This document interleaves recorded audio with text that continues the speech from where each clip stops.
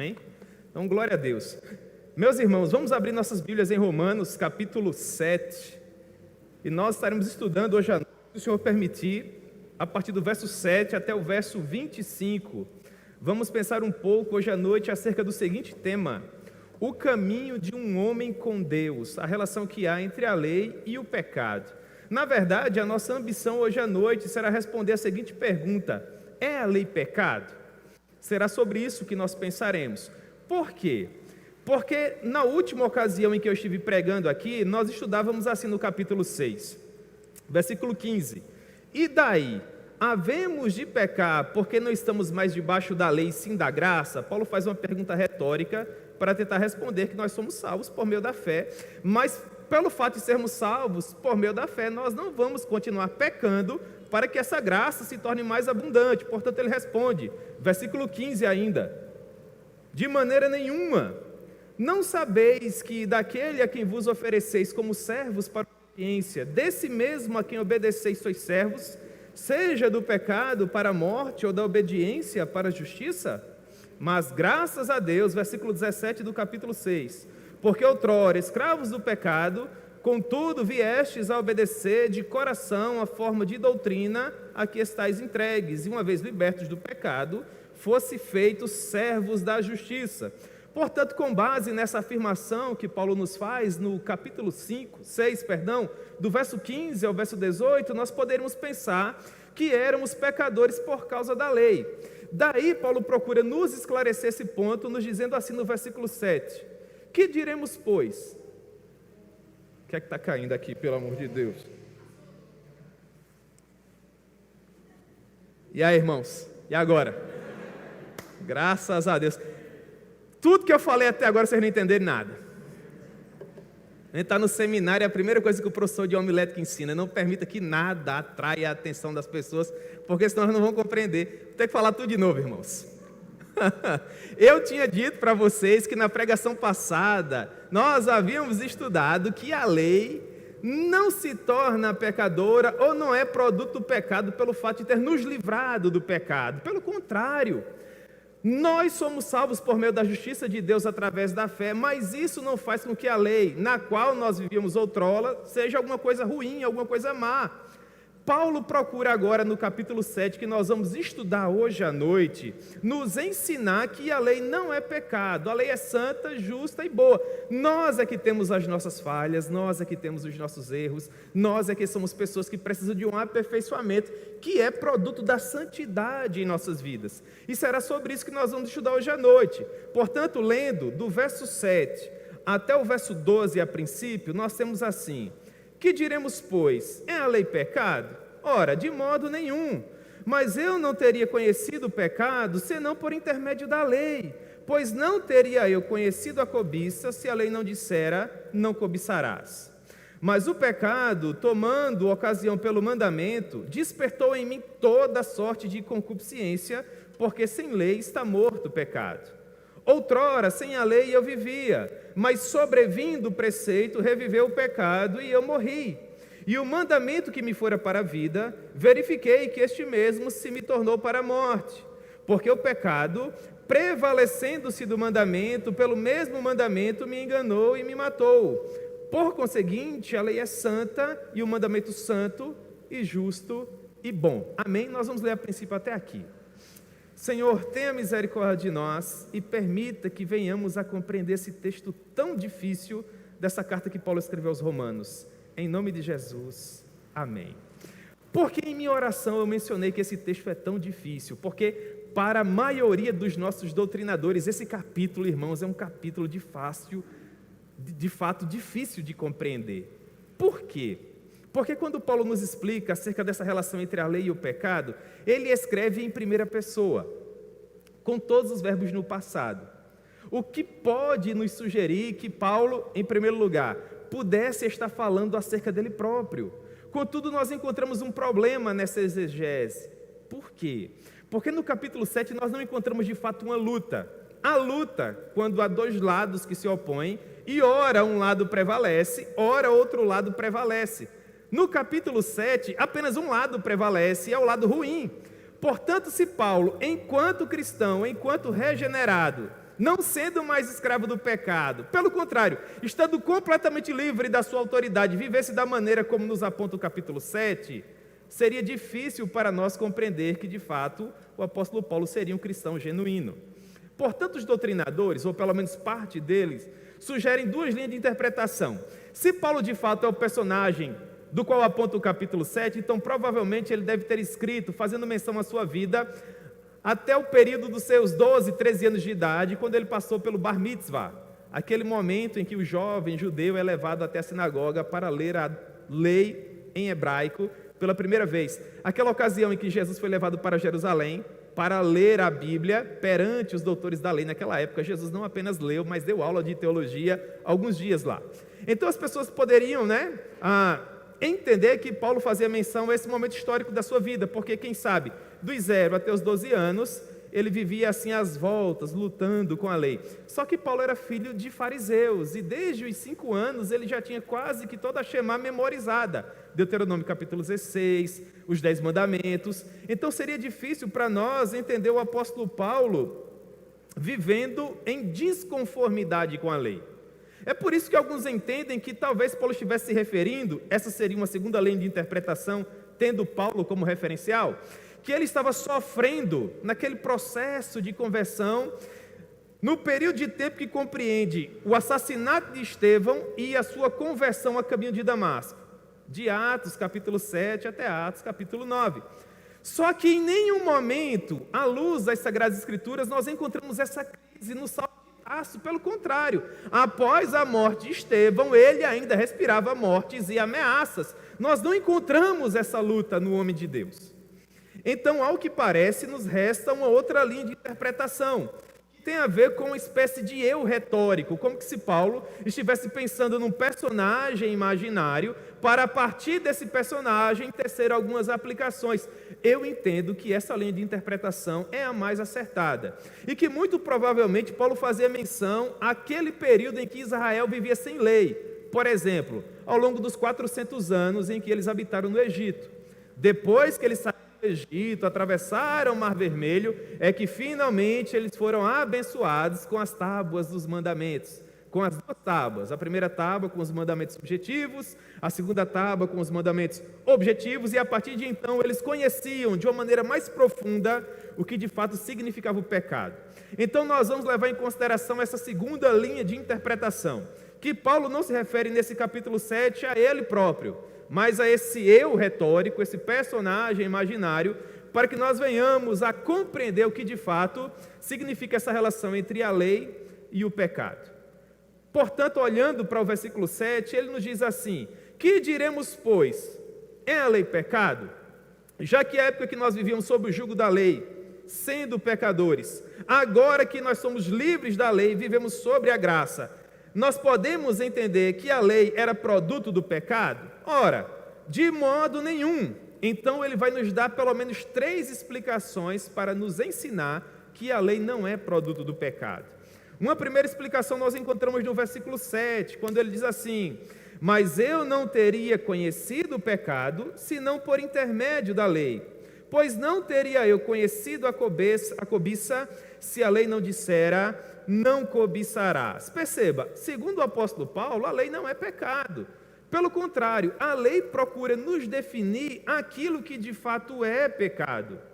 Israel, antes de receber os 10 mandamentos, já sabia que cobiçar era errado. Contudo, com o advento da lei, eles descobriram qual de fato era a vontade de Deus quanto à cobiça. Porque se cobiçar antes da lei já era algo que eles entendiam ser errado, agora, após o advento da lei, cobiçar não apenas era errado, mas desabonava a Deus. Cobiçar ia de encontro àquilo que Deus havia estabelecido. Então, não era apenas algo que eles não deveriam fazer porque não lhes fazia bem, porque lhes incomodava. Não, eles não deveriam fazer porque era pecado. É isso que Paulo procura nos ensinar. Ora, se você cobiçar, é o que eles aprenderam após o advento da lei, você será condenado pela lei, julgado por ela e finalmente condenado. A lei trouxe o pleno conhecimento de que cobiçar não era apenas deselegante, cobiçar não era apenas uma falta de etiqueta, Cobiçar era pecado. Então Paulo diz: eu não teria conhecido a cobiça. Em outras palavras, o poder da cobiça, toda a sua maldade, toda a sua vileza, se a lei não tivesse dito, não cobiçarás. E por que Paulo nos diz isso?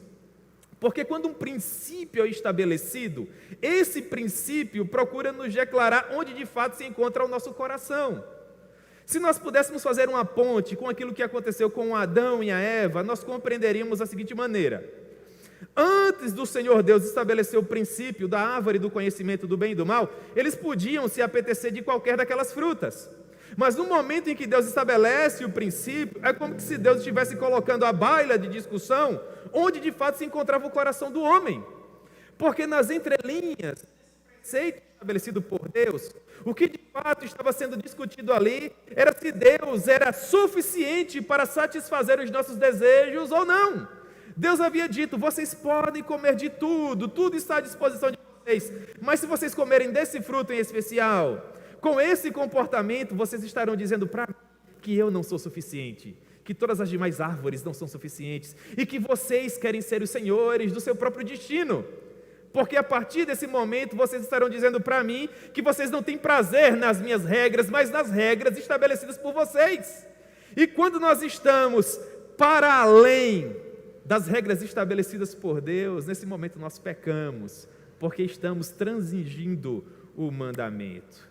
Por quê?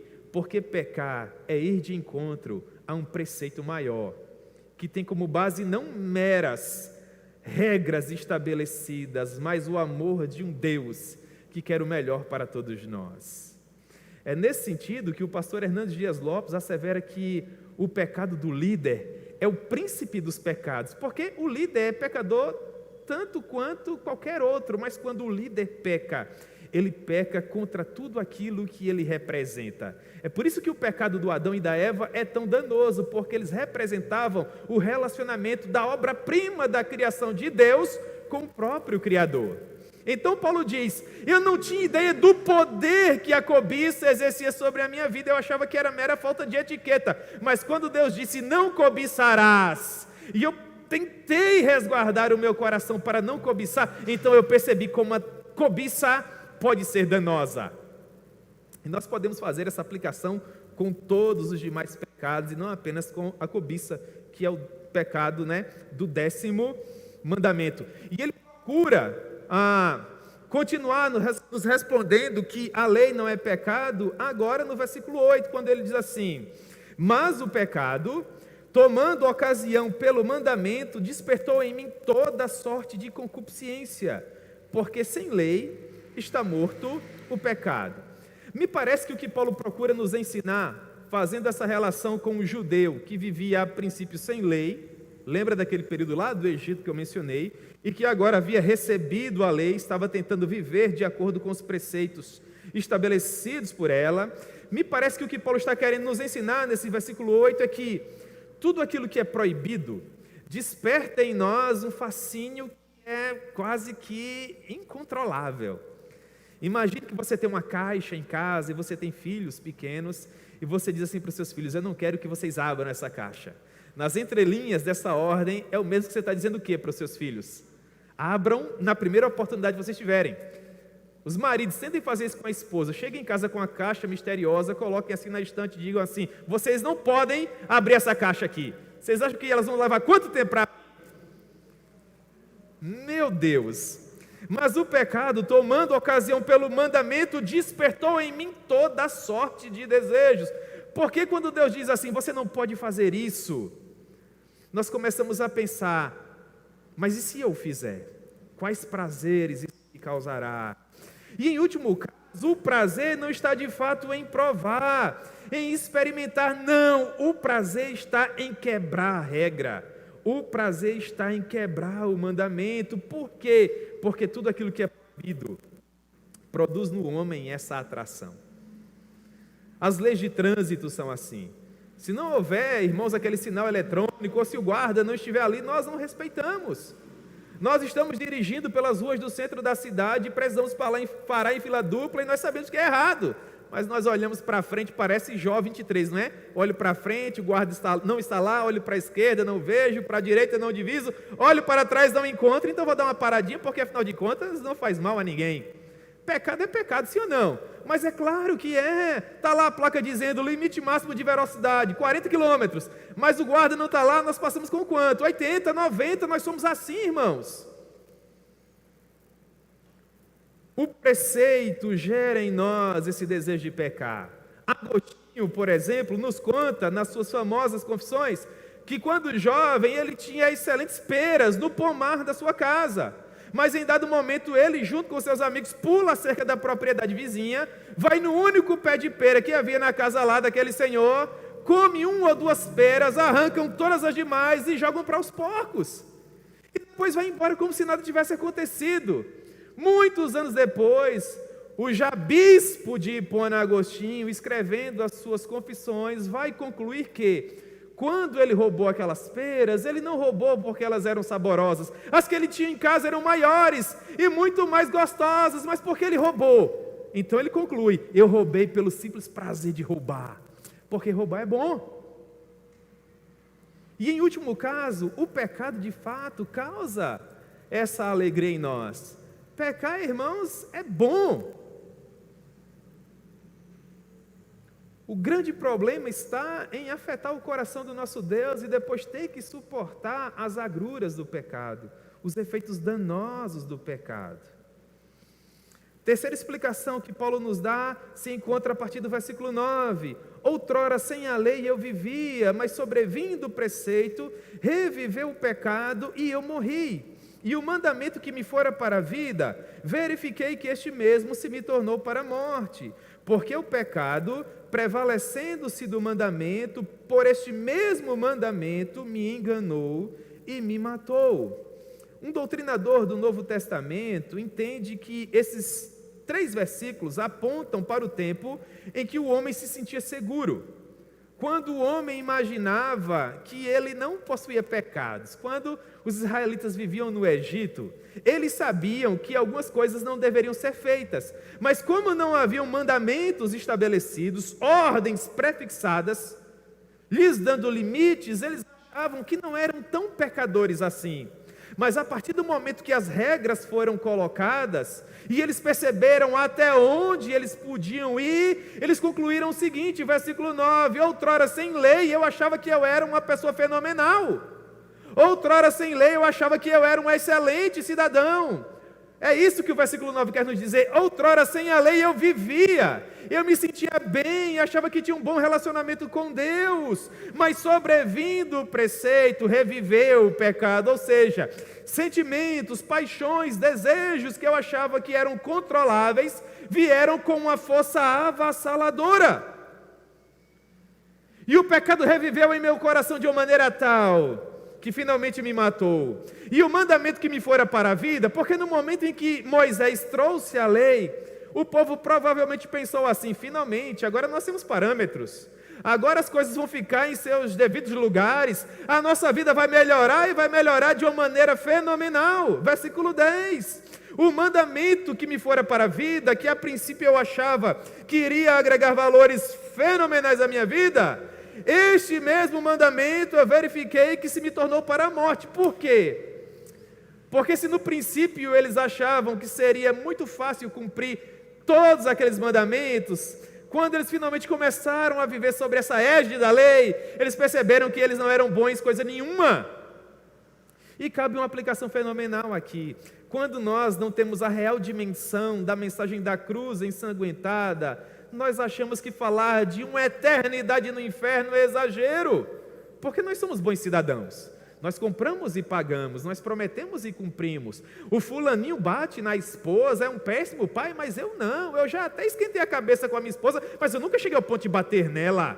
Todos os meses eu faço a feira, os meus filhos têm o que comer, com o que se cobrir, os meus filhos são bem tratados. É um exagero dizer que um Deus de amor vai me lançar no inferno.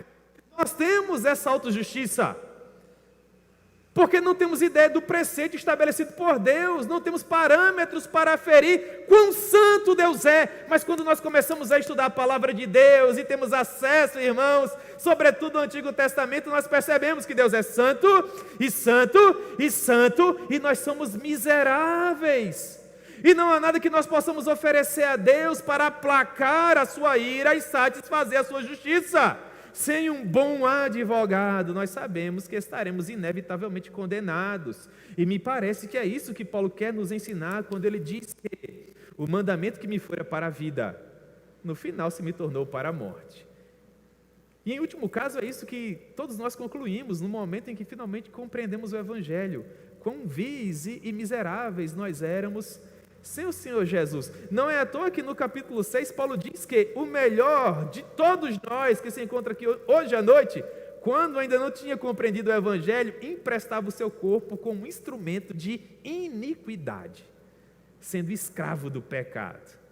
E olha que no seu entendimento você era o melhor cidadão de Campina Grande.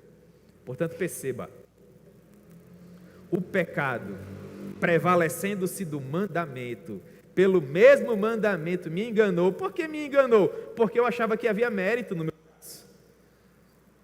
Porque eu achava que tinha capacidade intelectual de agradar a Deus. 10 mandamentos apenas, eu vou cumprir isso aí com a perna amarrada nas costas.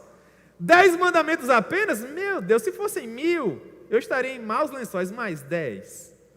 Ai, irmãos. Nós somos tão frágeis que, a meu ver, bastaria um. Só a título de exemplo. Não terás outros deuses além de ti. Nosso coração é uma grande fábrica de ídolos.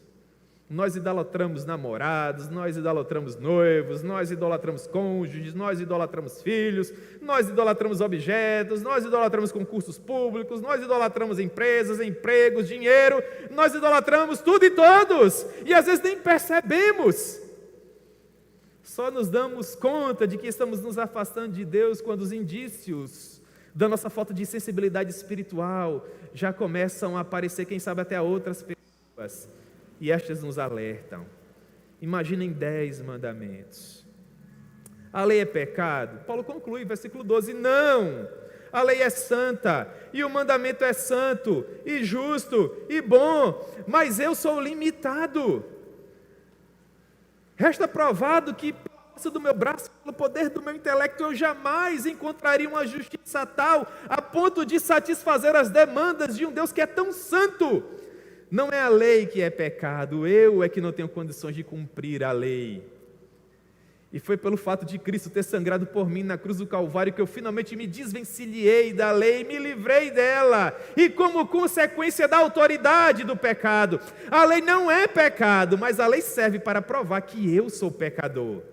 A lei nunca teve o objetivo de me salvar, a lei sempre teve o objetivo de me provar que sem Jesus eu estava literalmente condenado e não havia nada que eu pudesse fazer dentro do meu âmbito de atuação para mudar isso. Então Paulo avança, e ele começa a nos descrever a luta constante que é travada dentro de nós, quando nós estamos nessa transição, procurando compreender qual de fato é o efeito da lei, e a nossa realidade de vida, no momento em que passamos a nos relacionar com ela. Ele diz assim, do verso 13 ao 20, acaso o bom se me tornou em morte? De modo nenhum, pelo contrário, o pecado, para revelar-se como pecado, por meio de uma coisa boa, causou-me a morte, a fim de que, pelo mandamento, se mostrasse sobremaneira maligno. Porque bem sabemos que a lei é espiritual, eu, todavia, sou carnal, vendido à escravidão do pecado, porque nem mesmo compreendo o meu próprio modo de agir, pois não faço o que prefiro, e sim o que detesto. Ora, se faço o que não quero, consinto com a lei que é boa. Neste caso, quem faz isto já não sou eu, mas o pecado que habita em mim. Porque eu sei que em mim, isto é, na minha carne, não habita bem nenhum, pois o querer o bem está em mim, não porém o efetuá-lo. Porque não faço o bem que prefiro, mas o mal que não quero, esse faço. Mas se eu faço o que não quero, já não sou eu quem o faz, e sim o pecado que habita em mim. Irmãos, essa passagem é muito difícil de compreender. E eu espero que eu tenha condições de explicar para vocês aqui. É uma das passagens mais difíceis de toda a carta. A grande dúvida permanece: Paulo está falando acerca de quem? Me parece que Paulo continua falando acerca da relação que Israel tinha com Deus no momento em que recebia a lei. Isso porque, como eu falei para vocês, é o que se aplica do verso 7 ao verso 12. A mesma coisa ocorre aqui do verso 13 ao verso 20. É impossível compreender um cristão vivendo dessa maneira. Ora, se faço o que não quero, consinto com a lei que é boa. Neste caso, quem faz isso já não sou eu, mas o pecado que habita em mim, como se eu já morri para o pecado e ele não tem mais autoridade sobre mim. Eu sei que há muitos irmãos que procuram interpretar essa passagem, explicando aquela relação que há entre duas prováveis naturezas que há no homem.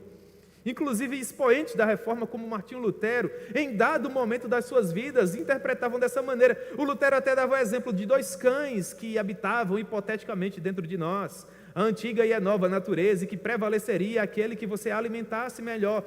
Depois o Lutero amadurece esse ponto. Por quê? Porque se nós somos uma nova criatura, e nós aprendemos isso em Romanos capítulo 6, e o maligno já não tem mais qualquer autoridade sobre nós, como ainda podemos alimentar a tal ponto a antiga natureza crucificada com Cristo, a ponto de fazê-la prevalecer sobre uma nova natureza que está numa nova e eterna aliança firmada no sangue de Jesus, irmãos?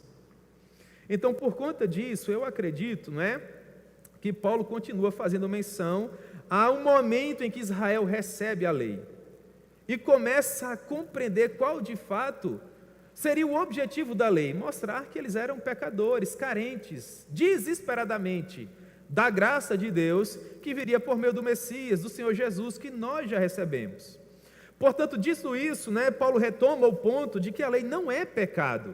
Pelo contrário, a lei é espiritual. Contudo, o homem é carnal, o homem é falho. Você consegue perceber isso? Acaso o bom se me tornou em morte? Versículo 13. E Paulo responde: de maneira nenhuma, pelo contrário, o pecado, para revelar-se como pecado, por meio de uma coisa boa, qual seria? A lei causou-me a morte. O salário do pecado é o quê? É a morte. O que é que Paulo nos explica no versículo 13? Que a lei serve para provar que nós somos pecadores. Por quê? Lembra de Romanos capítulo 3, do verso 19 ao 20? Quando Deus nos dá a lei, Ele coloca um patamar tão alto, mas tão alto, que ninguém conseguiria alcançar, ninguém consegue cumprir toda a lei. Então a lei veio para salvar? Não, a lei só veio para provar que você era pecador. Então Paulo diz: a lei é boa, mas a lei causou a minha morte. Por quê? Porque provou que eu sou o pecador, e o salário do pecado é a morte. A fim de que, pelo mandamento, se mostrasse sobremaneira maligno. Maligno o quê? Maligno no meu coração. Por quê? Porque eu sei que a lei é espiritual, mas eu, todavia, sou carnal, vendido à escravidão do pecado. A ideia que nós precisamos fazer, irmãos, é de que Paulo está se referindo a um judeu que outrora vivia lá na península do Sinai, achando que a sua vida estava ótima, ele vivia muito bem, obrigado. Mas agora ele tem parâmetros para saber quão grande e quão sublime é a santidade de Deus. E ele agora finalmente está concluindo que sem a graça de Deus ele não chegaria a lugar nenhum. Por quê? Porque a lei é espiritual, aponta para um Deus que é santo. A lei estabelece que tipo de relacionamento Deus quer travar conosco. Mas quando eu tento cumprir a lei, eu percebo que eu sou um ser humano falho, cheio de limitações, tentando cumprir um projeto que é perfeito. Sabe quantas vezes do imperfeito nós podemos tirar o perfeito? A grande indagação de Jó: nenhum. Por isso que nós precisávamos de alguém perfeito para satisfazer a justiça de Deus. Alguém que não fosse escravo do pecado, que não tivesse surgido enquanto ser humano sendo contaminado por ele. Vocês percebem que o objetivo de Paulo é nos provar que o pecado não está na lei, mas que o pecado está em nós? Que a lei nos oferece parâmetros para percebermos a santidade de Deus e quão sublime Ele é, e a forma desesperadora como nós devemos correr até o regaço de Cristo para por meio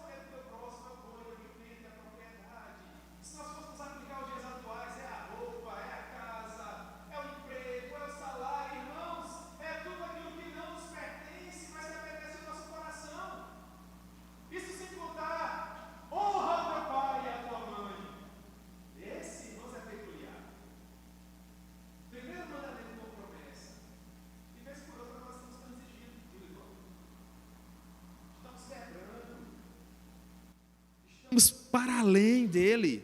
Deixa eu tirar aqui, né? Foi a pilha que se foi.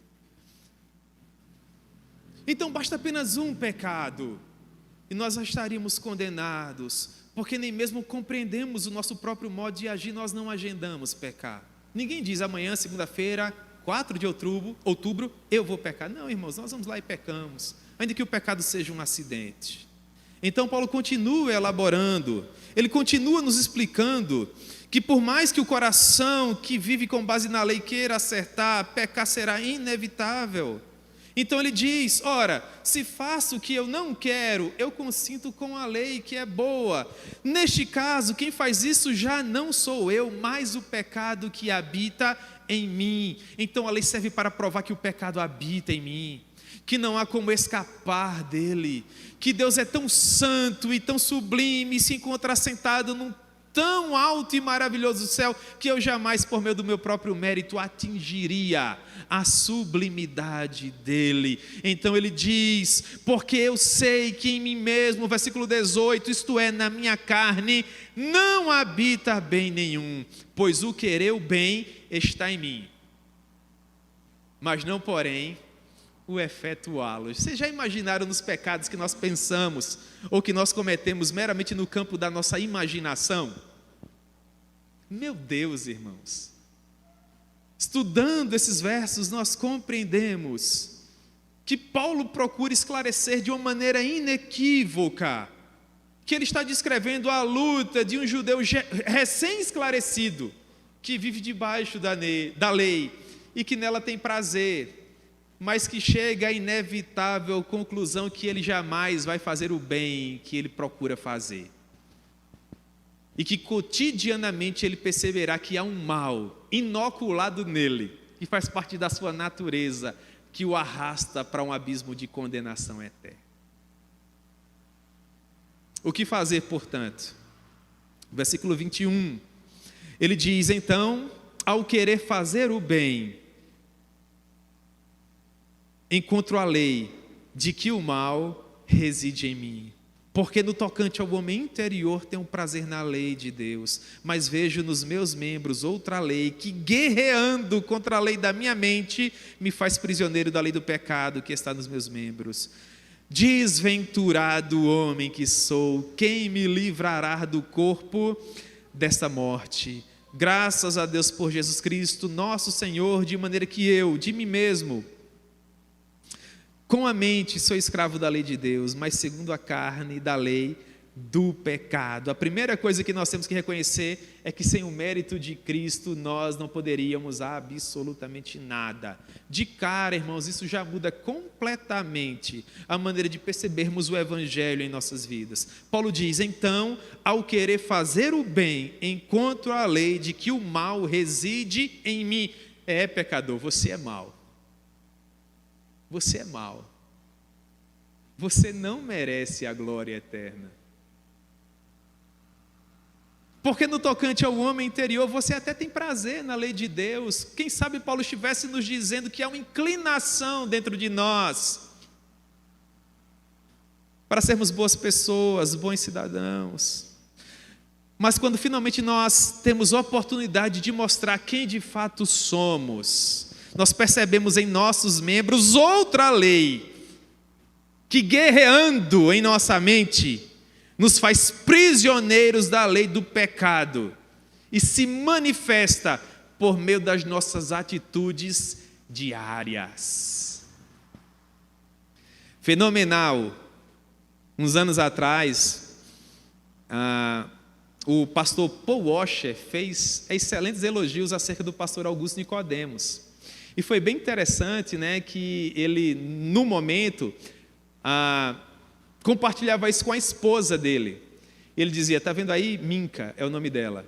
O Paul Washer, um pastor que é conhecido em todo o mundo, fez excelentes elogios à minha pessoa. E a esposa dele falou assim, é porque ele não vive com você. E o pastor Augusto publicou isso, Raíssa foi quem encontrou e compartilhou comigo, e eu achei fenomenal, irmãos. Por quê? Com isso, um dos maiores pregadores que a igreja brasileira já produziu está dizendo para nós que ele possui os pés de barro, que por mais que ele procure ser um homem apaixonado pelo Evangelho, e por mais que ele procure agradar a Deus em tudo que ele fizer, ele encontrará também no corpo dele essa lei, que prova que ele precisa desesperadamente da graça que é produto do sacrifício de Cristo na cruz do Calvário. O próprio Paul Washer já disse reiteradas vezes que ele é apenas um mendigo que encontrou comida e está dizendo a outros mendigos onde encontrar comida. Nós somos maus, pecadores, miseráveis e carecemos desesperadamente, irmãos, da graça de Deus. Não é a lei pecado. Nós não somos pecadores por causa da lei, não, a lei é santa e é justa e é boa. Nós somos pecadores porque essa é a nossa natureza, nós nascemos dessa maneira, e se não for a graça do Senhor Jesus, nós vamos morrer assim e seremos réus de uma condenação certa, justa e eterna. Por isso Paulo diz: desventurado homem que sou, quem me livrará do corpo desta morte? Quem me libertará desse jugo? Quem me salvará dessas algemas que me agrilhoam? Que me fazem perceber que eu não sou livre coisa nenhuma, que eu não sou bom coisa nenhuma, que eu não sou melhor cidadão coisa nenhuma, pelo contrário, eu sou vil e as minhas atitudes provam isso. Porque ainda que eu não seja o pior dos pecadores, o mais vil ou mais conhecido de todos eles, basta um único pecado e eu estarei fatalmente perdido. Quem me livrará do corpo dessa morte? Ou seja, quem me livrará dessa sentença que é certa? Então ele finalmente conclui o seu argumento no versículo 25 dizendo: irmãos, são palavras restauradoras, que aponta para a justiça por meio da fé, que ele já nos esclareceu do capítulo 3 até esse ponto que nós estamos estudando. Graças a Deus por Jesus Cristo, nosso Senhor. É Ele quem nos livra. É Ele quem nos liberta. É Ele quem nos torna apresentáveis perante o Deus Todo-Poderoso. Graças a Deus por Jesus Cristo, nosso Senhor. Por quê? Porque se não fosse Ele, irmãos, não haveria esperança. De maneira que eu, de mim mesmo, com a mente, sou escravo da lei de Deus, mas segundo a carne, da lei do pecado, nós somos santos e pecadores ao mesmo tempo. Vocês sabiam disso? É claro que sabem, não é? Por meio daquilo que foi conquistado por Cristo, nós temos uma nova mente e passamos a ser propriedade de Deus. Nós somos escravos da lei de Deus, propriedade do Senhor Jesus. Mas, por meio da nossa carne, daquilo que infelizmente nos acomete, nós provamos que ainda estamos nesse tabernáculo que jaz no maligno, que é completamente depravado. Porque por mais que não tenhamos prazer no pecado, nós pecamos. O pecado é um acidente que nos acomete. Mas esse pecado não tem mais o poder de nos afastar da presença de Deus, porque todo o preço já foi pago, toda a ira já foi afastada. Pastor, então qual o objetivo de Paulo em nos escrever esse verso 7 até esse verso 25? Provar para você, para que você não tenha nenhuma dúvida qual era o objetivo da lei. Tentar colocar você no devido lugar de pecador. Mostrar para você que um preço foi pago e que você deve valorizar isso, que se não fosse essa graça você estaria fatalmente condenado, e que você deve ser a pessoa mais feliz do mundo porque finalmente compreendeu que essa graça alcançou você, transformou a sua realidade e lhe escreveu uma nova história. E esse ponto se torna cristalino a partir do capítulo 8. Porque Paulo constrói essa tese de que a lei não é pecado, mas que ela veio para provar que nós somos pecadores. E no final, uma vez que ele prova que de fato não há qualquer mérito em nós para satisfazer a justiça de Deus, e que nós devemos recorrer a Cristo, dizendo lá no versículo 25, graças a Deus por Cristo Jesus, ele finalmente retoma o ponto que ele havia iniciado lá no capítulo 5, quando diz, justificados, pois, por meio da fé temos paz com Deus. Os capítulos 5, 6 e 7 servem para explicar Romanos 5:1, como é que nós temos paz com Deus. E uma vez que ele consegue nos explicar isso, nesses 3 capítulos, ele retoma o argumento no capítulo 8, onde a partir do versículo 1, para que você descanse o seu coração após o estudo dos capítulos 6 e 7, dizendo assim, Agora, pois, já nenhuma condenação há para aqueles que estão em Cristo Jesus. Isso não é maravilhoso? Isso é fantástico. Então vocês compreenderam, irmãos? A lei não é pecado, nós é que somos pecadores. Mas se nós compreendemos a mensagem da cruz, nós não temos o que temer. Porque na cruz do Calvário toda a ira foi afastada. Toda a justiça foi satisfeita.